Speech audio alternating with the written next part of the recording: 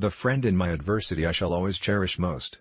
I can better trust those who help to relieve the gloom of my dark hours than those who are so ready to enjoy with me the sunshine of my prosperity. Leave the matter of religion to the family altar, the church, and the private school, supported entirely by private contributions.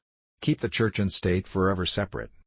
Declare church and state forever separate and distinct, but each free within their proper spheres, and that all church property shall bear its own proportion of taxation. I suffer the mortification of seeing myself attacked right and left by people at home professing patriotism and love of country who never heard the whistle of a hostile bullet. I pity them in the nation dependent on such for its existence. I am thankful, however, that, though such people make a great noise, the masses are not like them. I would suggest the taxation of all property equally, whether church or corporation, exempting only the last resting place of the dead and possibly, with proper restrictions, church edifices. Everyone has his superstitions. One of mine has always been when I started to go anywhere, or to do anything, never to turn back or to stop until the thing intended was accomplished.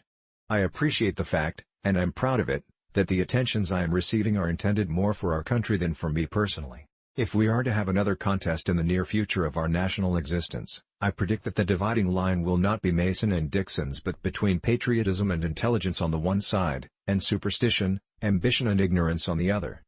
But my later experience has taught me two lessons: first, that things are seen plainer after the events have occurred; second, that the most confident critics are generally those who know the least about the matter criticized.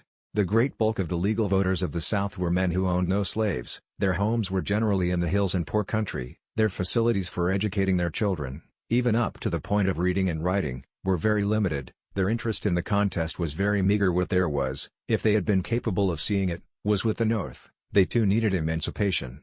Under the old regime they were looked down upon by those who controlled all the affairs in the interest of slave owners, as poor white trash who were allowed the ballot so long as they cast it according to direction. The natural disposition of most people is to clothe the commander of a large army whom they do not know, with almost superhuman abilities.